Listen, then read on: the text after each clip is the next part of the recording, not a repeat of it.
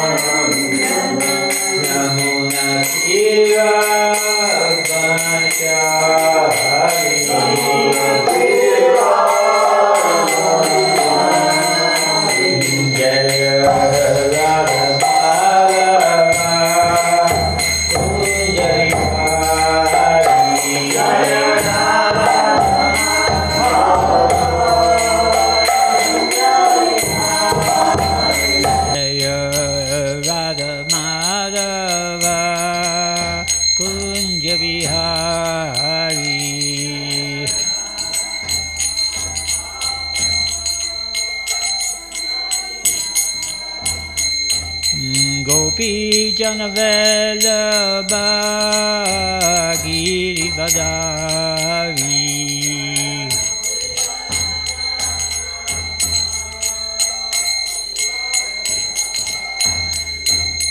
Gopi Janavellabha Girivadari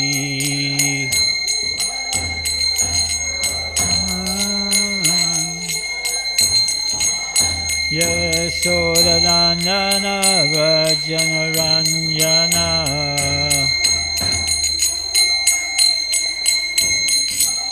Yamunatira Banachari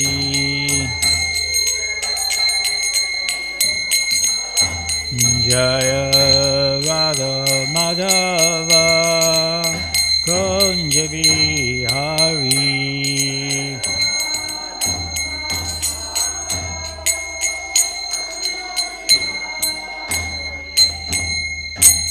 Jayam Vishnupad Paramahamsa Pravijatacharya Stotara Satta Shri Srimad His Divine Grace A.C. Bhaktivedanta Swami Maharaj Srila Prabhupada Ki Ananta Koti Vaishnava Vrinda Ki ISKCON Founder Acharya Divine Grace Srila Prabhupada Ki Srimad Bhagavatam Gantaraja Ki. Oh, glorious is the symbol of devotees. Oh, glorious is the symbol of devotees. Oh, glorious is the symbol of devotees. Oh, glories to Shri Shri Guru and Gauranga. Gur Premanand. Om Namo Bhagavate Vasudevaya.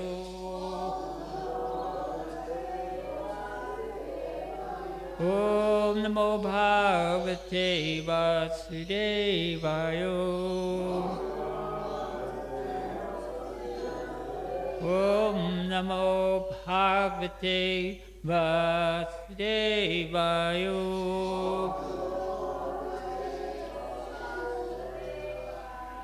So we're reading from the Srimad Bhagavatam, Canto 3, Chapter 19.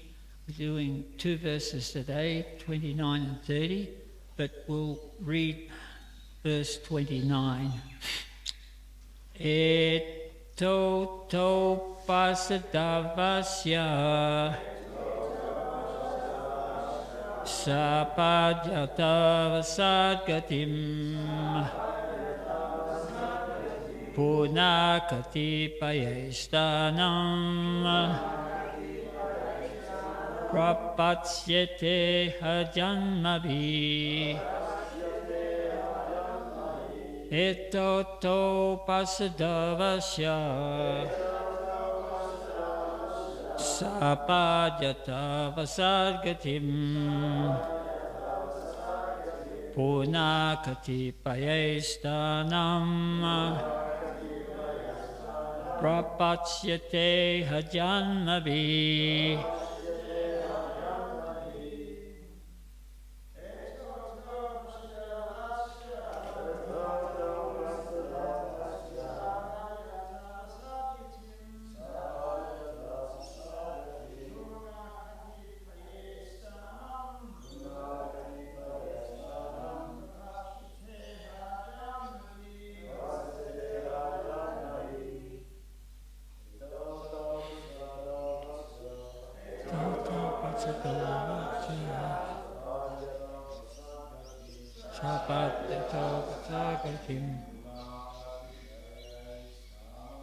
Purnapati payastanam Rasyate hajamavi.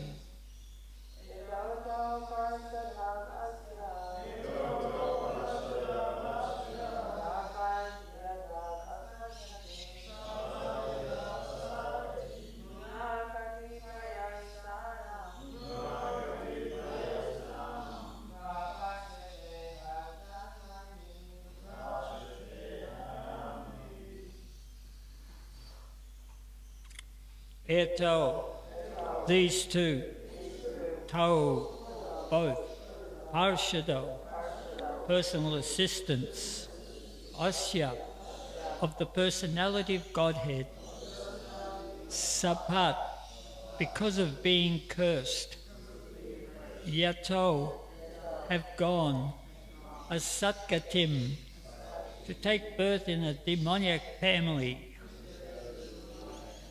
Puna, again, katipaye, a few, stanam, own place, prapatyate, will get back, ha, indeed, janmabi, after births.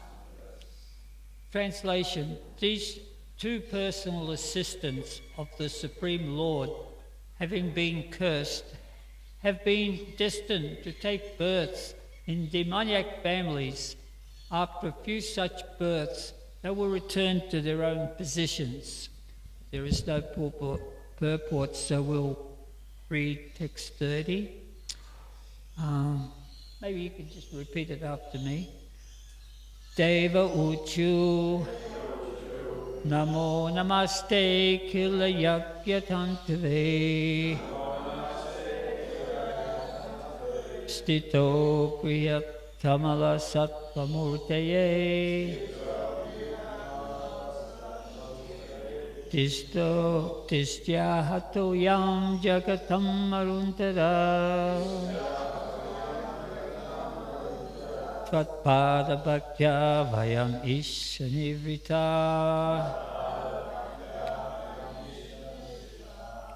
Translation, the demigods address the Lord. All obeisances unto you. You are the enjoyer of all sacrifices, and you have assumed the form of a boar in pure goodness for the purpose of maintaining the world. Fortunately for us, this demon, who is a torment to the world, has been slain by you, and we too, O Lord, are now at ease in devotion to your lotus feet. Purport by Srila Prabhupada. Material world consists of three modes: goodness, passion, and ignorance. But the spiritual world is pure goodness. It is said here that the form of the Lord is pure goodness, which means that it is not material. In the material world, there is no pure goodness. In the Bhagavatam, the stages of pure goodness is called, the stage of pure goodness is called Sattvam Visuddham. Visuddham means pure. In pure goodness, there is no contamination by the two inferior qualities named passion and ignorance, the form of the boar, therefore, in which the Lord appeared, is nothing of the material world. There are many other forms of the Lord, but none of them belong to the material qualities. Such forms are non-different from the Vishnu form, and Vishnu is the enjoyer of all sacrifices.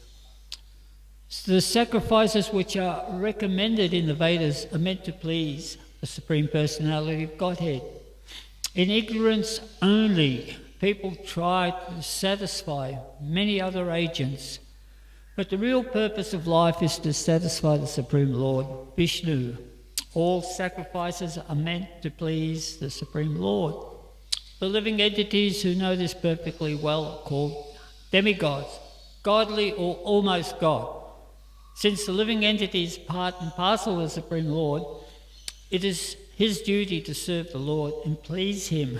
The demigods are all attached to the personality of Godhead, and for their pleasure, the demon, who was a source of trouble to the world, was killed. Purified life is meant to please the Lord, and all sacrifices performed in purified life are called Krishna consciousness. The Krishna consciousness is developed by devotional service, as clearly mentioned here.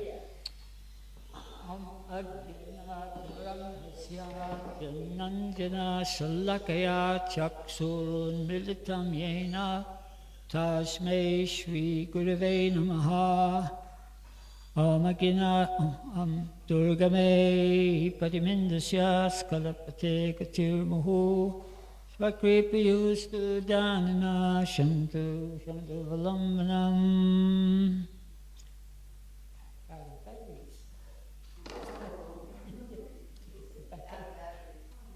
Back up. It's only small.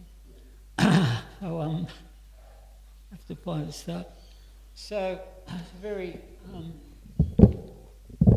succinct purport here, explaining our dependence on the Supreme Personality of Godhead.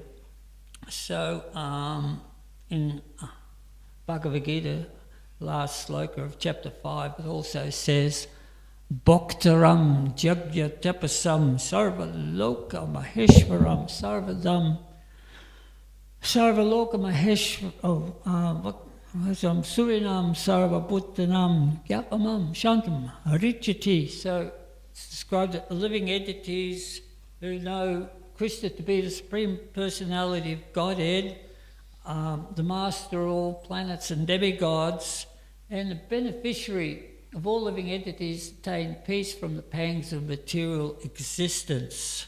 So that's the peace formula. We used to apply that. I remember when I was in King's Cross in 1981, 81, there was those big demonstrations against, forget what it was, there were big demonstrations anyway. Maybe the Vietnam War was just nuclear. You went and protested it. Yeah, you were there, right? There you go. So it's some nuclear proliferation, right? Yeah, I thought so. So we printed these pamphlets, right? The peace formula. And we quoted this particular sloka, chapter 5, 29, that is Bhaktaram, that the Lord is the beneficiary of everything. So if we offer sacrifice to the Lord, then we understand our position, and then peace is automatically delivered within the whole of society. So this is the Lord, the eternality of the Lord, Bhaktaram. So he's the eternal. So in this material world, there is some misconception about eternality, because if the people think that, okay, God is the creator and he is eternal, therefore, he must be very, very old. Indeed, the word ancient is brought about, just like you think something ancient that sort of, it's got like a lot of mould and dust and whatever. It's sort of, very, very, looks old. But actually, eternal does not have to necessarily mean ancient. It can also mean eternally young. And this is our Supreme Lord that is eternally youthful. In the Brahma Samhita, verse 33, describes Advaitam, Achyutam, Anadya, Vananta, Rupam, Madhyam, Puranam, Purusham, Navayovanam, Chavedesha, Durlabham, Adulabham, Atma Bhakto, Govindamadi Purusham, Tamaham, Bhajami. And it says all these qualities about the Lord.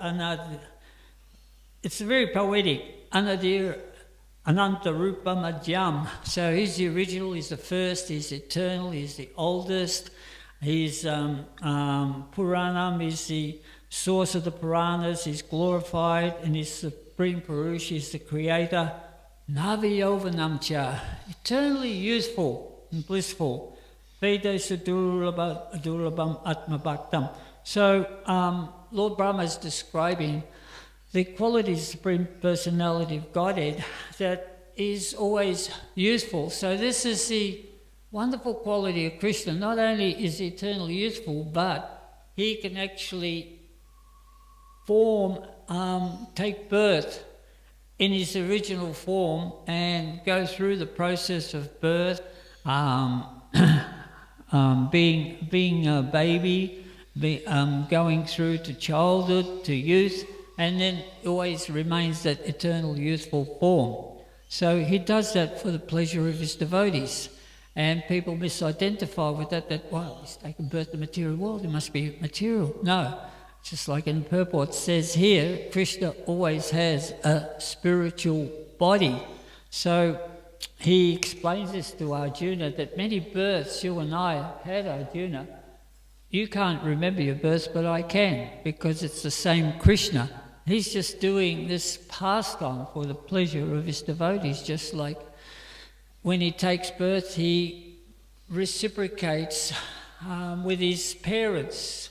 So just like we are celebrating the Damodar Astika Leela right now, that Mother Yasoda, she's got Krishna on her lap and she's paying so much attention to him, and all the other different pastimes that Krishna has with all the other gopas in the place, the elderly mothers who all take turn in nursing Krishna and have that feeling of affection. In fact, in India, you will see the little Gopal Krishna deities where the Brahma Kumara Sampradaya worship Krishna in his youthful form. They just, in his baby form, they are very attached to baby Krishna. But of course, as we know, Krishna grows and he develop some friends, and they go out and look after the calves, and the calves become attached to Krishna, the friends become attached to Krishna, they play leapfrog and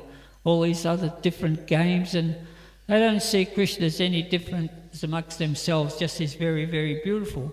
So this is Krishna's relationship with his devotees, that he gives pleasure to his devotees. Then of course, as he grows up a little, as he progresses to youth, then all the gopis, they become very interested in Krishna, the girls become interested in Krishna, and he develops a relationship with all the gopis. But it's a different aspect to it because it's all on the spiritual level. So even those gopis and the cowherd boys, they're not ordinary souls, they're actually great yogis. And it's described here that these people, these embodied, or not these souls that associating with Krishna, they're in spiritual bodies. Embodied means that we're stuck in material bodies, but these souls, they're liberated souls. And in their last lives, it's described that there were great sages in Dandakaranya forest who had associated with Lord Ram, and they asked Lord Ram if they could reciprocate on a more intimate spiritual level with him, and he said, in my next incarnation, when I take birth of Krishna, you can associate with me as gopis. And then there was the personified Vedas, and there's so many other great sages and saints. And also, we'd like to think that there's the disciplic succession in our line too, the spiritual masters in the line, and the devotees also are assured that they think of Krishna and then they go back to the spiritual world. And before we enter into the spiritual world, it is said that we take one birth somewhere where we associate with Krishna and having pastimes with Krishna. So that is our little niche that we have there. It is said in the Krishna book, it was described that when Krishna went to perform the rasa dance with the gopis, it was a really beautifully orchestrated dance that Radha wanted to have in perfection, because there was so many thousands and thousands of gopis that were going to dance with Krishna. But because the gopis, they were all different, there were some liberated souls, and there were some souls that were like the sages and the Vedas, and there was some Aboriginal or some native girls from the forest in Dandakaranya that expressed their desire to be with Krishna, and he fulfilled their desire. So all these souls were there, and there was some pride in the fact that they were in these beautiful bodies and they were associating with Krishna. And Radha felt that pride that was there, and the dance wasn't really coming together as well as she'd like, because there was some tinge of material desires, so she left that dance. So that was just an example of the fact that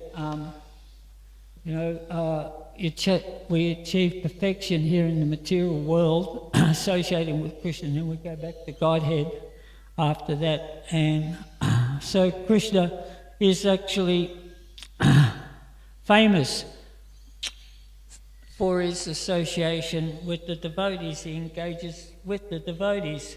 But this is called Krishna Lila. So a lot of most people in the world do not know this, that this intimate association is there. He explains that out of many thousands among men, few may endeavour for perfection. Those who attain perfection, hardly one knows me in truth.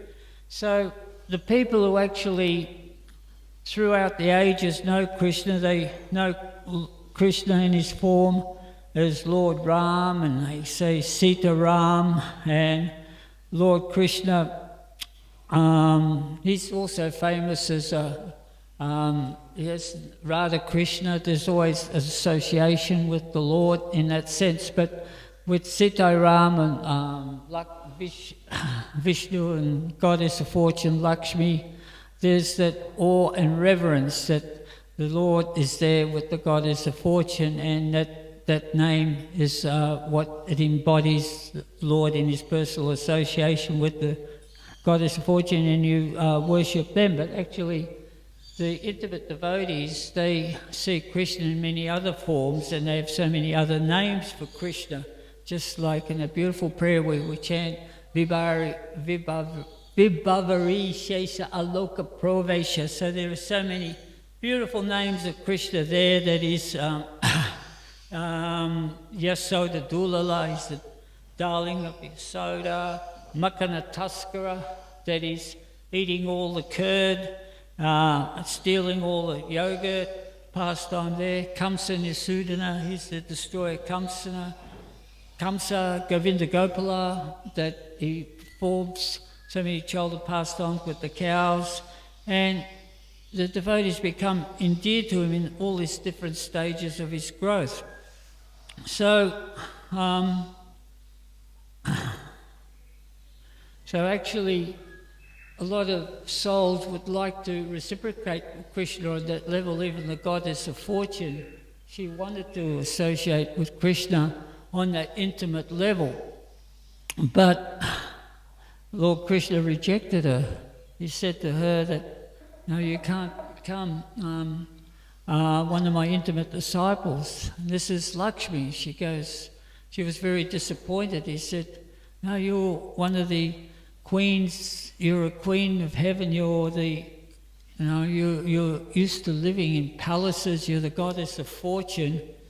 How are you going to actually be able to come and be a gopi there, an intimate associate, just a cowherd girl, sort of looking after cows, picking up cow dung and making cow patties, getting your hands all dirty.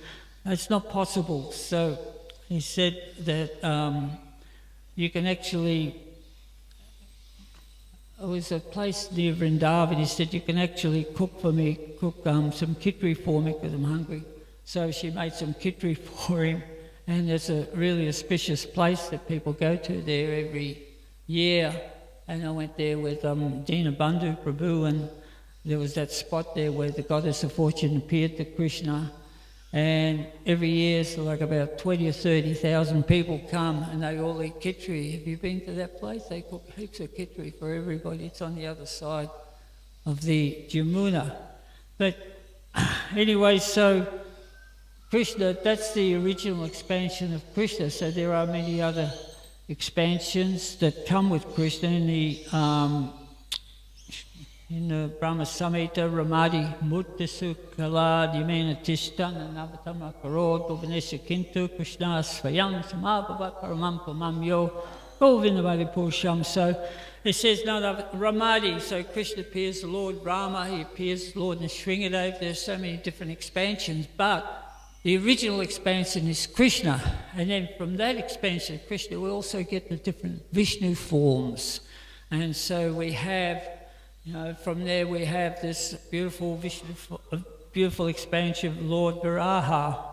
And all these expansions of Krishna are the same as Krishna, that they're eternal, they're infallible, and they're spiritual substance. So even the Lord appears in these forms, like we're talking about the Lord appearing in the form of a boar. So immediately our mind becomes envisages a boar. But this is the one sort of beautiful form where even the hairs of the boar are actually transcendental, and the boar form is so beautiful that the devotees are completely attracted to the Lord.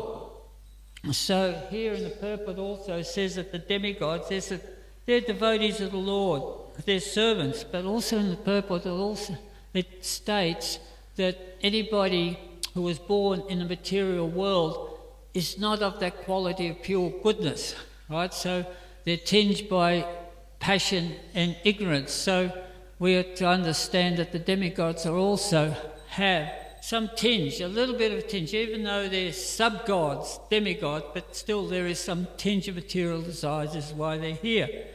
And so when we have this battle that took place between Hiranyaksha and the Supreme Lord here in Lord Boar Viraha, the demigods were watching this, and they were very, very fearful that the Lord was going to lose the battle. So they're facing up, and then the demon, he knocked the mace out of the Lord's hand, and the mace fell to the earth, and the demon's going, alas, alas. They were thinking that the Lord's going to be vanquished. Of course, the demon was very gracious. He let the Lord have the mace back again, and the fight continued, and it went on and on. In fact, it went on for 62 slokas. It's described here. It started chapter 17, and we're up to chapter 19 now. And it was a magnificent fight where the demon showed all of his prowess. So that's the Lord, that's the munificence of the Lord, that he wants to bring out the best in everybody. So even he wants to bring out the best in the demon. So the demon was showing all his moves, and then he was performing all these mystic tricks. He was disappearing, he was making other sort of objects appear, and so it's like, show us what you got. And so the fight went on for a long time, and the demigods were coming a little bit afraid, because they were wanting this fight to be over straight away. It's like, to kill this demon, he's giving us so much trouble, but this is going on and on and on. But it was a magnificent fight. And then after a while, Lord Brahma, he said, my dear Lord, please finish this fight. He was pleading with him. Dusk is coming soon, and the demon is going to become so much stronger, so please kill him now. So I have a couple of minutes, so I just want to relate something like a personal pastime I had. It's sort of similar to the demigods in a way, but it's on a minute scale. But nevertheless, it sort of gives me an understanding what the feeling, the emotion is behind this whole battle. So the demigods, there are 33 million of them that are running the state of the universe, and it said that Hiranyaksha conquered the whole three worlds, Bhuva and Swa, the heavenly planets. That's where the demigods are, and they were all harassed by him, and they were all subjugated by him, with the exception, as we know, of Varuna, who was the demigod of the ocean. He was under the bottom of the ocean. He was in the bottom of the Govardhana ocean, and he couldn't be found, but eventually Hiranyaksha found him and then challenged him.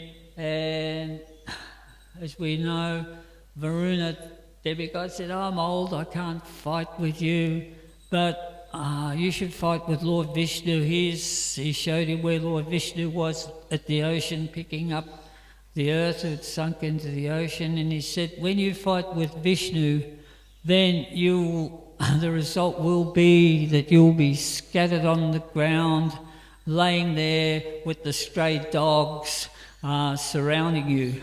So, in other words, it was saying that it was going to be a very, very inauspicious death, that there was going to be no praise or glory, that he was just going to be vanquished because of all the demoniac works that he was doing. So, there was one particular place where, just like the demigods were so afraid when they were seeing that magnificent fight, and they were thinking that actually it might be that the Viraha might lose because this demigod was so powerful. So one time when I was younger, a group of us friends, we got together after college. We hadn't seen each other all year, so we went to a beach side, and we camped by a beach. There was a few of us there. We were enjoying life. We had a tent. We had each other's company. The weather was nice. The sea was there. So what could go wrong? So we were camped in the spot there, and these carload of bogans, we're in the country there, and a carload of all bogans from Melbourne suddenly appeared, and they pitched a tent next to us, and they were big guys, and they immediately started harassing us. It's just like, what do you guys got in here? You want to fight? Yeah, we do boxing. You want to box with us? What's here? And they're kicking things over, and they're pushing around, provoking us, and we were just sort of like, fighting was never on our agenda. We were just sort of, we were really intimidated. And one of the loudmouth guys there said, oh, we've got this really, really big fella there.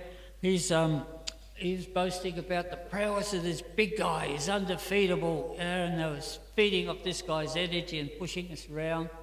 They got tired of us and they left, right? So we're on this big park on the Soval, so we said, oh, well, we'll move away from these guys. So we packed up our tent, we went up the other side of the park, and we're sitting there wondering, about these people, why are they doing this? And then, fortunately, a friend of a friend arrived there, and his name was Jon. He was a real, he was a smaller guy, smaller than me, and he was really big, broad shoulders. And we're telling Jon about these people. He came and harassed us. We moved over here, and they've got this big fella, right? He's got a really big fella. He sort of skulks around. He's got this vest made of animal skins. He looks like a beast, And Jon, he goes, oh, it looks like I'll have to take the big fella on. So we didn't think about that, but anyway, we're just there. Not long after, these guys rock up again. What? You're over here? What's the matter? You moved away, and they start kicking us and throwing everything out, really trying to rough us up. That loud guy's going, what's the matter? Don't you like our company? And then I heard this, "It stinks."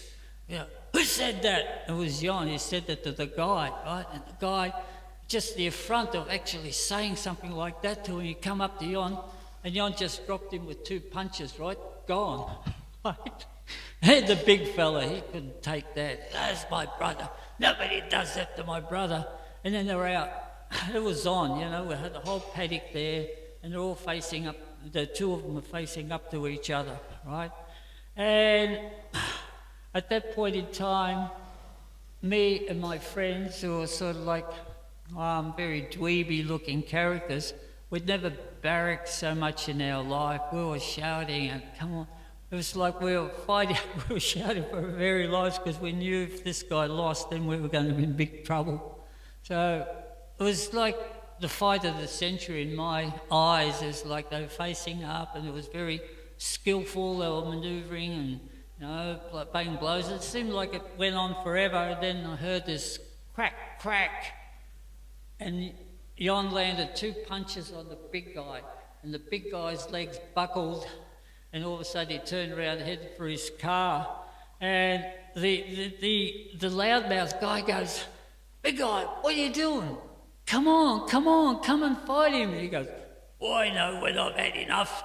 And he hops in his EJ, the ultimate bogan car, and all the other guys hop in the car, and they drive off, and all of a sudden us guys find our bravado, "Hey, you guys, you're just a bunch of wuzzers, get out of here, don't come back." We all rallied behind Jon. So that was like this moment. And so when the guy said, "I know I'm licked," then we found, we were relieved that we'd been saved. So I'd never experienced victory like that before. It was my demigod moment. So this was Viraha's victory also. So when Lord Viraha, he's a boar, right? And he's fighting this demon who's sort of like just conquered everybody, conquered the whole universe. And Viraha flicked him with his paws. So, when the boars, they dig the earth with their front paws. So he just cupped him under the chin like that. So when he cupped him there, that's one of the vital spots. So if anybody knows anything about martial arts and that, you learn all the vital spots that you hit people in some spot and they sort of crumpled. So this was obviously a vital spot, and this big demon immediately sort of was shattered. His bones were broken, and he fell down dead. So the demigods, they start to roar in delight and shower flowers upon the Lord, and the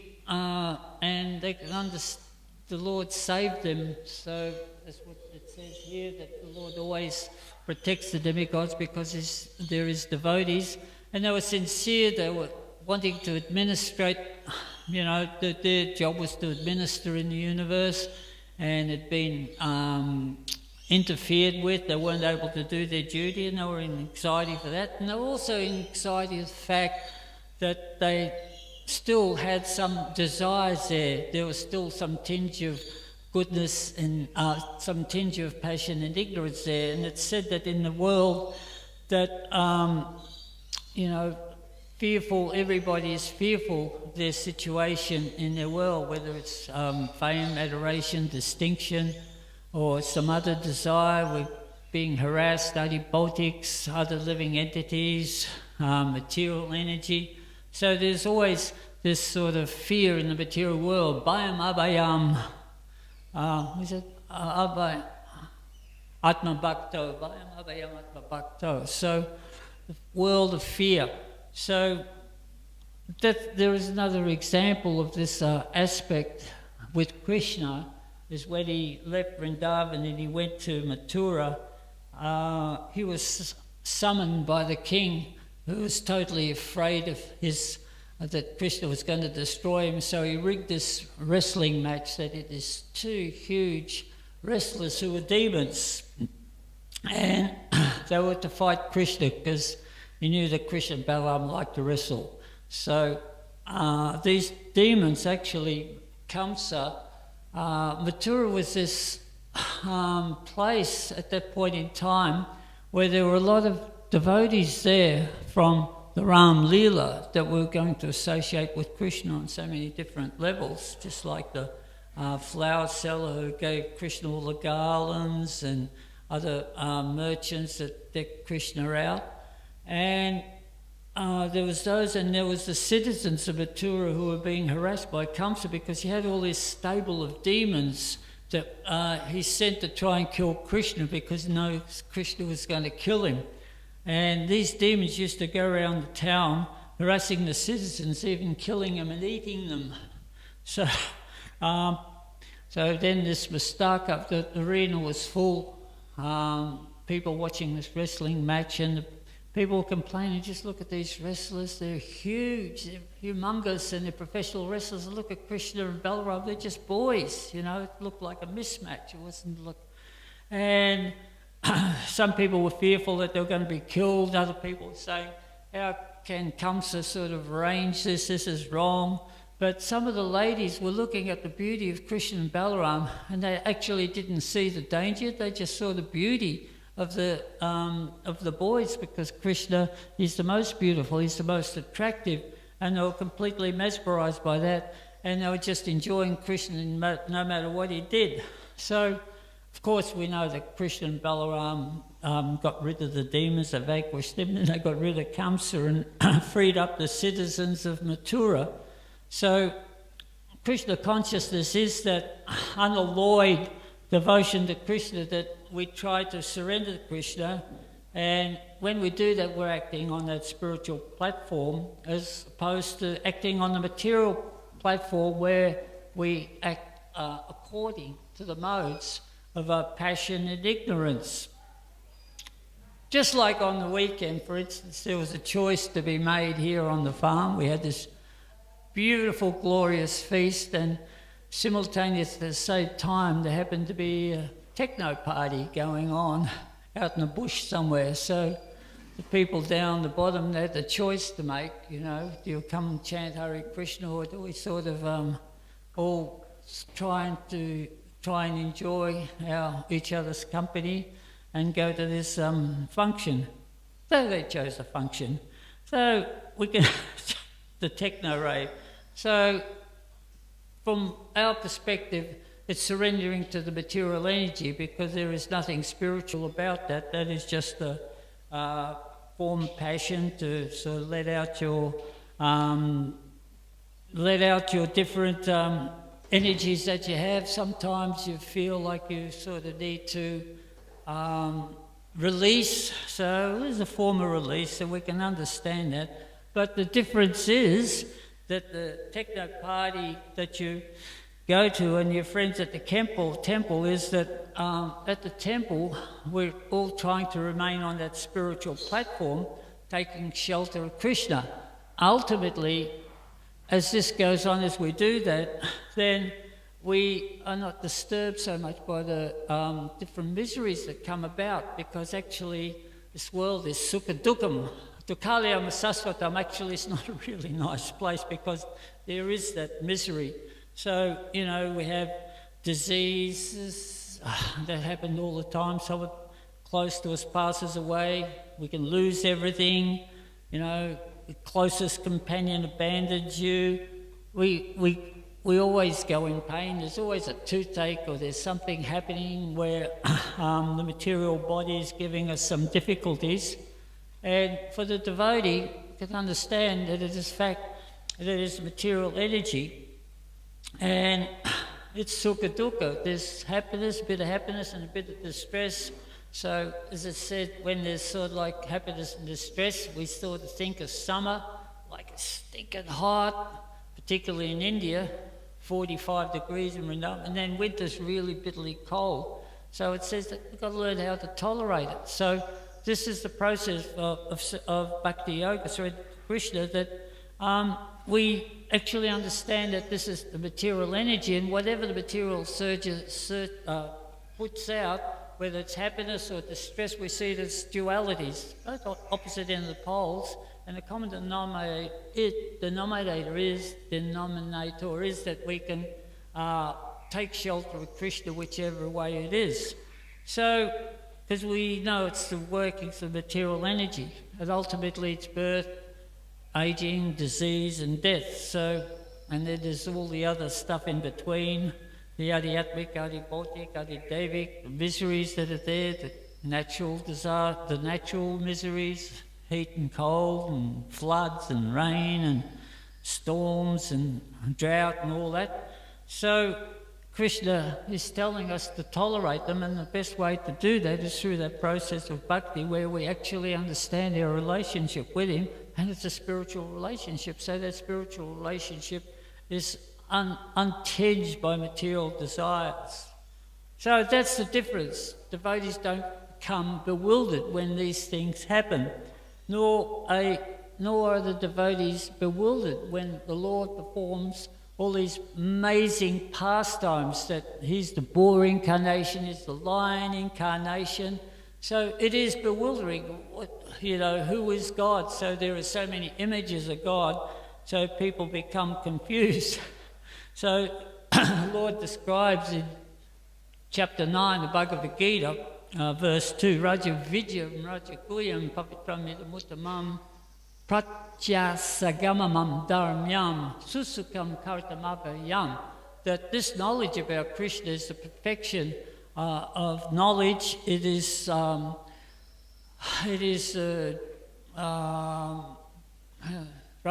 Raja Guyam, I forgot what Guyam means, but then because it is it gives knowledge of the self by perception, it is the perfection of religion, it is eternal, and it is joyfully performed. Rajavidya, Susakam Kartamabhyam. So we have fun. We have a lot of fun, Bhakti. We have fun at these festivals, glorifying Krishna and enjoying. We still enjoy food, we enjoy singing, we enjoy hearing, we enjoy each other's company. It's all there, but it's on the spiritual level. And then that does not become tinged by these material inebriaties there in the material world. This is the process of bhakti. Chant, be happy, and eat prasadam and go back to Godhead. Yeah, thank you. Thank you for listening. Would anybody like to make a comment or ask a question or anything?